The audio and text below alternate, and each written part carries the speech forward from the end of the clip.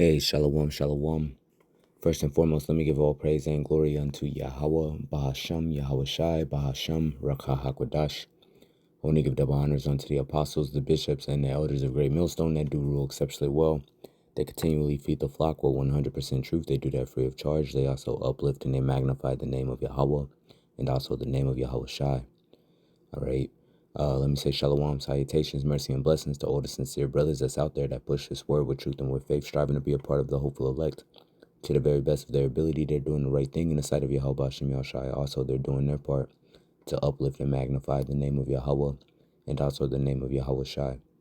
To the very few sisters that's out there that sincerely do believe, to you as well, I do say shalom. My name is Dabawa Amath of Great Millstone Northwest. I was scrolling through the RT News app, and this headline caught my eye, which is Make Rome Fall Again, okay? The scriptures tell us that in Ecclesiastes, in fact, let's grab it real quick before we dive into this.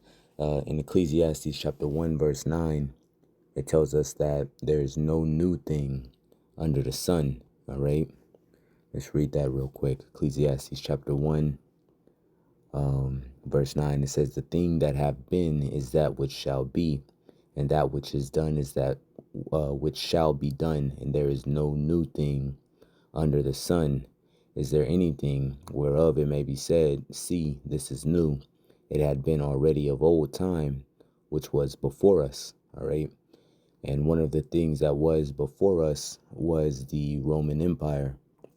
And the American Empire has modeled itself directly after the Roman Empire. In fact, you can call this the revival of the Roman Empire, especially with when you look at the entirety of the global structure that Esau Edom runs, including the system with NATO and the EU. All right. The whole thing is modeled directly after ancient Rome. Let's read this in the NLT real quick. It says, "History merely repeats itself. It has all been done before. Nothing under the sun is truly new. Sometimes people say, here is something new, but actually it is old. Nothing is ever truly new." All right. So one of the Edomites' greatest empire power structures that they had was the Roman Empire. All right. They had the Greek Empire, which is when Edom as a nation first came into power as a global powerhouse. All right. And then that transitioned into the Roman Empire, which was, again, just Edomites. They call themselves by different names, but biblical nationality does not change. Still a Edomite power structure. All right. And that's just transitioned into what we have today, where you have this conglomerate of various nations all being spearheaded by the United States. Okay. So it's merely just repeating itself. But let's get into this article real quick. It says, "Make Rome Fall Again." All right. Now, this is just an entertainment piece put up by Alan Moore. But the point that I want is, I'm going to skip down. I'm not going to read this crap because it's, this guy's own personal thing. But how Rome fell is where I want to pick up. All right. Because this starts to list the similarities between the fall of Rome and the fall of the United States, the current modern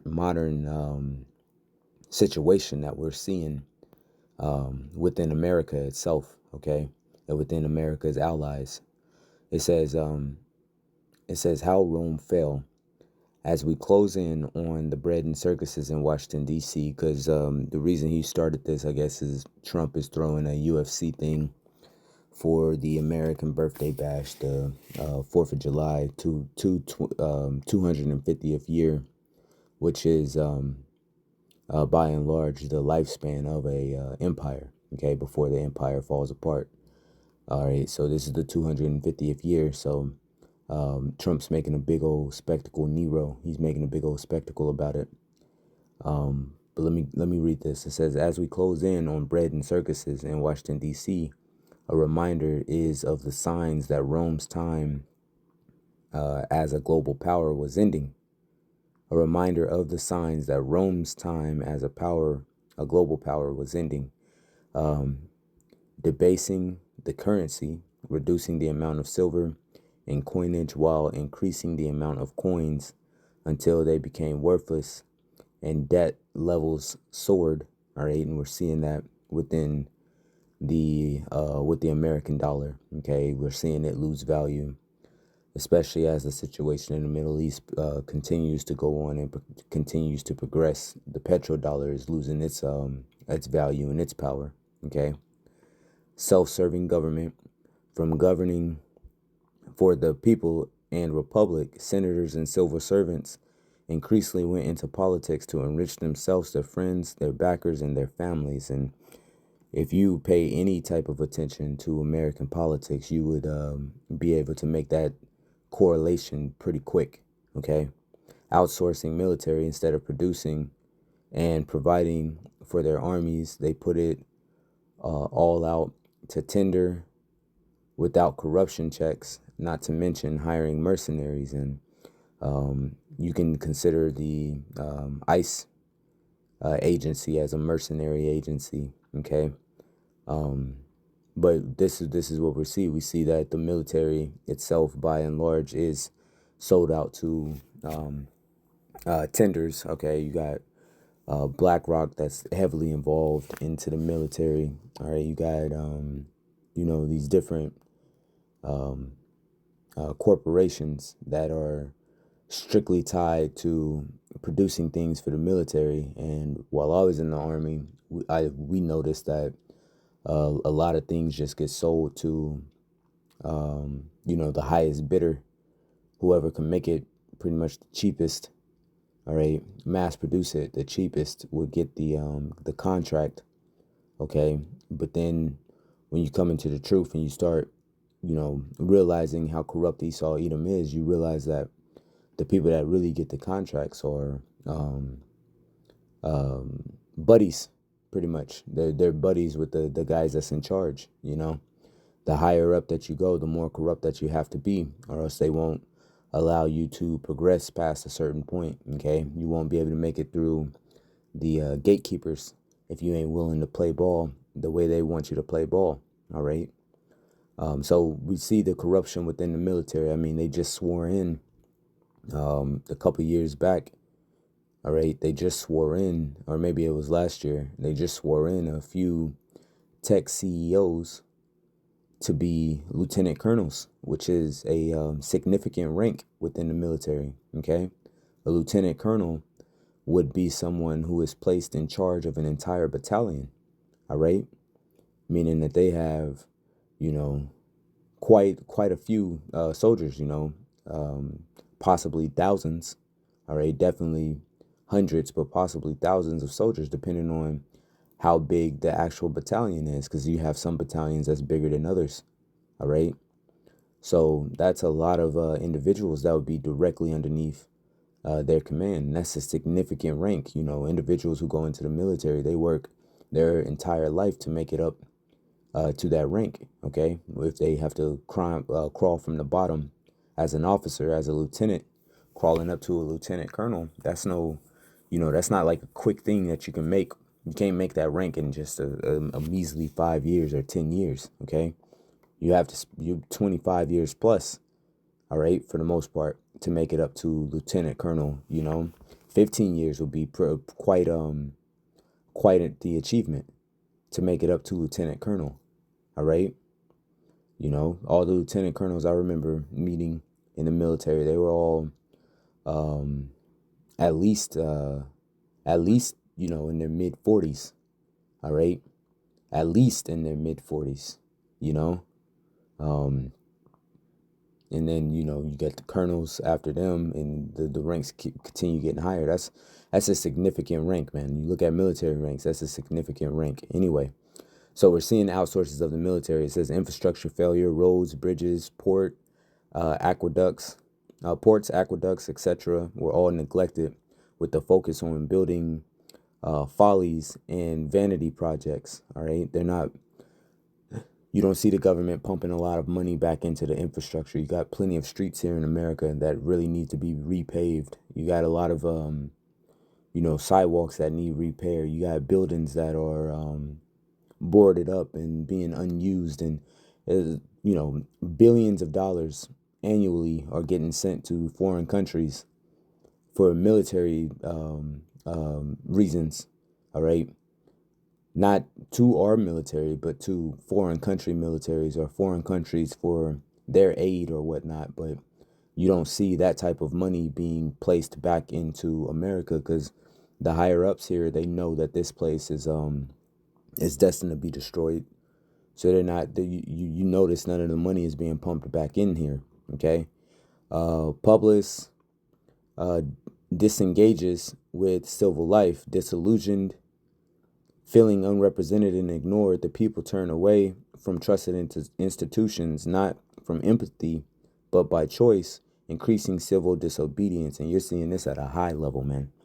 All right, if you watch YouTube Shorts, if you watch TikTok, if you listen to podcasts, all right, you see this at a very high level, a very high rate of individuals not being on par with the government, not thinking that the government itself is on par with them, not feeling as if they're represented properly, and not feeling as if their concerns are being heard. Okay, when the Iran thing first popped off, which is heating back up, when it first popped off, you had all kinds of individuals taking to social media to express their concerns about the rising gas prices and, how hard it is for them to make ends meet and so on and so forth. Well, it's all coming back around. And you still catch those things. You still, depending on how your algorithm is, you'll still get those videos of individuals crashing out, from the conditions, the living conditions here in America. Okay, it says increased focus on bread and circuses, keeping the plebs satisfied with bribes and or entertainment became the norm. The more debased, outrageous, and insane, the better. Okay, and Trump's party bash for America is a good example. All right, the fact that they're still throwing these different sporting events. You got the World Cup going on right now, as today's date is June 13th of 2026. You got the World Cup going on right now. That's a huge global bread and circus. All right. NBA Finals, I believe, is going on right now. If they haven't wrapped up, they're extremely close to being wrapped up. Okay, between the Spurs and the Knicks, you have football will be here within a couple months. Baseball, all right, all these different events that continually go on to try to you got concerts that's always going on with these music performers. You still got new movies, Hollywood still busting shit out. All these things to try to distract the people, all right, away from the actual problems that they have within their lives. Okay, divide to rule. The empire splits to manage it better, resulting in equal but different halves of the same entity. Eternally, the entire structure looked weak to predators, which you have the Democratic side, you have the Republican side, all right? You always have the yin and the yang, the left and the right in all of this, man. What any type of decision or thing that's placed out there, you have those that's for it and those that's against it. America is a greatly divided country, man, to where it's and that's part of the reason why individuals haven't seen the riots like you see in some other countries. Okay, it's because people are so divided, they can't walk together, they're not agreed. So it's hard for people to mobilize, and I believe they did that on purpose to keep it like that, to keep people from being able to come together and mobilize and express the exact same discontent. All right, and make a plan and an agreeable decision on how to go about it. Okay, so divide to rule, we see that happening widely. Okay, borders losing meaning, security and stability are overlooked, with occasional attempts by rulers to enforce rules of passage into and through the empire. But when it was generally accepted, it was too late. Borders simply became lines on a map, and America's borders are a joke. Okay, America's borders are a joke. All right, and They like to blame the left side, the Democrat side, for that, but it's two wings of the same fucking eagle. All right. Even before Biden took office, you had these problems going on, man. All right, and it's all about to come back to roost. Okay, it says, well, I mean that's pretty much the point. Let's look. I asked this on Google. I said parallels between Rome's fall and current America. It says both societies face similar vulnerabilities: political polarization, institutional decay, soaring wealth inequity, and overextended military commitments. Historians and political scientists draw these core comparisons between ancient Rome and modern America to understand contemporary societal challenges. Political instability and institutional erosion of democratic norms. The late Roman Republic slowly degraded as politicians bypassed traditional constraints to consolidate power. And the power between the or through the American government has been spread out between the three different branches of government. Okay, well now you pretty much have the executive branch, the president's branch, doing whatever the fuck it wants to, man. All right, it did, and the other branches are just following along. They just cower underneath him to allow him to do as he pleases. Okay, so we're seeing this as well. It says analysts frequently compare this to modern America's gridlock, where the politicization, all right, Salakia, of the justice system and election interference attempts to echo the power struggles of figures like Julius Caesar, all right, which we believe Donald Trump to be Nero Caesar back in the flesh. Okay, it says concentration of wealth. Rome's transition to empire was fueled by a shrinking middle class and a massive wealth disparity. Well, America's middle class is evaporating, man. Okay, you have those who barely can make bills, and then you have those that have an abundance of wealth. All right, and the gap is that big. You either have abundance of wealth where you're not worried about bills whatsoever, or you're struggling to make bills, or you're flat broke. Okay, or worse than broke. Okay, it says modern observers draw parallels to the growing influence of billionaires, tech oligarchs, and special interest groups controlling the flow of information and policy. Economic pressures, skyrocketing debt and inflation. Rome continuously devalued its currency, reducing the silver content in the denarius to fund bloated government operations and military campaigns. The U.S. faces similar fiscal challenges with accelerating national debt and historical inflationary pressures. All right, which I haven't looked at the national debt clock in a little bit, but it's up there. Okay. It says resource overextension.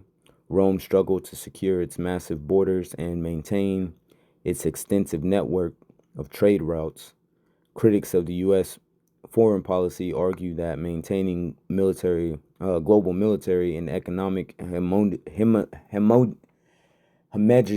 God damn it, hegemony presents similar risk of overstretch.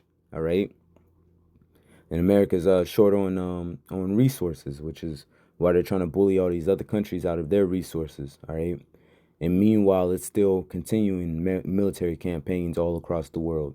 All right, but where's the help for the individuals that's actually here in America? Where's the help for the taxpayers? Okay, that fund the government. You know, it says sociological divisions. All right, cultural polarization, much like Rome's divide between traditionalist factions and urban populists. American society faces deep cultural and political polarization, and the aspect of the cultural polarization is right now you have a large numbers of individuals of Edomites of the so-called white community who are saying, man, we need to take back control, okay? And that's driving, of course, the individuals within the black community, the Latino community, so on and so forth, all that crap, to pretty much clap back. So you're seeing, cultural and political of course, political polarization. This country has never been more divided politically than it is right now. Okay, which right now you even have, it's almost becoming one-sided, as you have a lot of individuals who originally supported Trump, who's going to flip, whenever they get the opportunity, just to ensure that he doesn't get to continue doing what he's doing. Okay, which we hope that there's not another um, um, uh, presidential election. Okay, we hope that that was the last one. We don't want to be here long enough for another presidential election, man. I hope that this place is dead and gone before that happens. But it's all in the hands of the Lord and in the time frame of the Lord. Trust in institutions. It says a loss of faith in fundamental societal structures, whether it be Rome's Senate or modern government and media, accelerates disillusion and shifts the public towards populist or authoritarian alternatives. All right, which you got a lot of individuals who now realize that they can't trust mainstream media, so they turn to social media and alternative media to be able to get information, as the mainstream media and the government has presented itself to be untrustworthy. Okay, and then they list out some key differences which we don't give a shit about because we want to look at their similarities. Let's look at this real quick. This is off of DeepSeek, all right, which parallels between Rome's fall and current decline in America.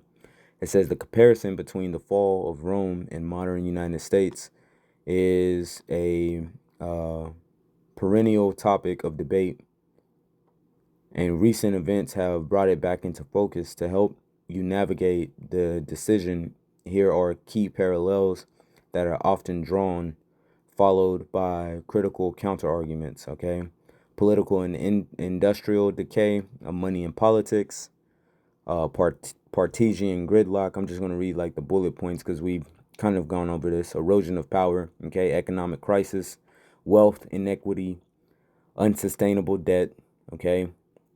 Let's read that one. It says Rome collapsed under the weight of its military spending and fiscal imbalance. Today, the U.S. faces a debt to GDP ratio above 120%, reminiscent of the stress that crippled Rome. So that's interesting, okay? It says current debasement, bread and circuses, military overstretch, overextension, professionalization, um, social and demographic dynamics, citizenship conflicts, private contractors, all right, which is mercenaries, which, like I said, ICE can be considered a mercenary group, all right, as especially with them offering such huge sign-on bonuses. That's incentives. That could be considered a mercenary group, all right. I mean, they're willing to fill in at TSA in certain places, all right, which shows you that they're not. It's not as if they're an agency for a specific cause. They're guns for hire, pretty much, all right. Cultural and identity factors, loss of civic virtue, uh, arrogant ignorance, all right, environment and health challenges, climate change, leadership crisis, okay, loss of competency. If you really want to read these, you can pause the video and read them, okay. I don't know how you pronounce this word, demagoguery. All right, the chaotic Roman Republic led to its disillusioned citizens to embrace strongmen like Julius Caesar, right? And our disillusioned citizens embraced Donald Trump, okay? Similar to modern trends of turning to populist outsiders who can consolidate power. And that's exactly how Donald Trump got in there. All right. But he's not Julius. We believe him again to be Nero. Consolidation of power. All right. Which all the power right now is in Trump's hands. The rest of the government is like, what the hell are y'all doing? You know, as they don't seem to have the backbone to stand up against this guy. You got certain that speak out publicly, but who knows how the papers are actually being signed. Okay. They may sit in their little, you see them on video saying this and saying that, but who knows how the papers themselves are actually being signed and why nothing's actually being moved forward. Okay, counter arguments against it, whatever. So there's parallels between this, man, and when you see all these parallels, it makes you realize why the scriptures described it as a beast that one of the heads received that deadly wound. It speaks about that in the book of Revelation. You got Revelation 13, also Revelation 17, where it talks about that. Okay. In fact, let's go and look at that real quick. Looking at the book of Revelation, chapter 13, it says, verse 1, and I stood upon the sand of the sea and saw a beast rise out of the sea, having 7 heads and 10 horns, and upon the 10 horns 10 crowns, and upon the heads of the and upon his heads the name of blasphemy. And the beast which I saw was like unto a leopard, and his feet were as the feet of a bear, and his mouth was as the mouth of a lion. And the dragon gave him his power and his seat of great authority. And I saw one of the heads as it was wounded to death, and his deadly wound was healed. And all the world wondered after the beast. When you get into Revelation, the 17th chapter, it speaks of how this beast, right, coming down here to verse 10, it speaks of how this beast, and there were seven kings, 5 were fallen, and 1 is. All right, because you had the woman that sat on top of the beast, that woman being representative of America, this beast representing NATO and the EU. Okay, so it says there's 7 kings. All right, which those 7 heads, the 7 kings, was Greece, Germania Major, Germania Minor, the French, the Spain, Rome, and England. All right, and that one that was wounded, right, it tells you 1 is and 1 to come. Let me keep reading. It says, and there were 7 kings, 5 are fallen, and 1 is, and the other is not yet come, and when he cometh, he must continue a short space. So the one that is was Rome. All right, and the one that was yet to come represents England, which America comes from England. Okay, it says, and the beast that was and is not, even he is the 8th. Okay, so from England comes America, which is that 8th. It says, and is of the 7th, because America still reports back to England. Okay, still under that authority of England to a certain extent, not militarily. Okay, but England represents the financial side of this system. Okay, it says, and goeth into perdition. So those 10 horns, they represent the NATO and the EU, but these 10 heads, okay, they represent these countries, man, which Rome was one of those countries. That was the one that was wounded and was yet healed. All right, so we're seeing these parallels happen right before our very eyes, right here with Babylon the Great. Okay, but this is the important thing to think of and to keep your mind on. Verse 14, Revelation 17 and 14.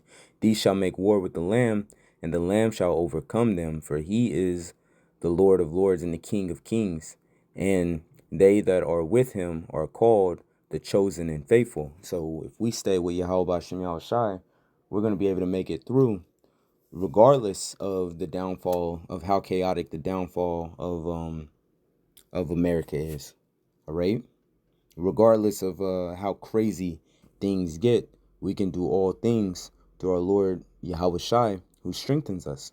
So we just got to keep our faith and our integrity intact with Yahweh Shem Shai, and we're going to be all right, even though we're facing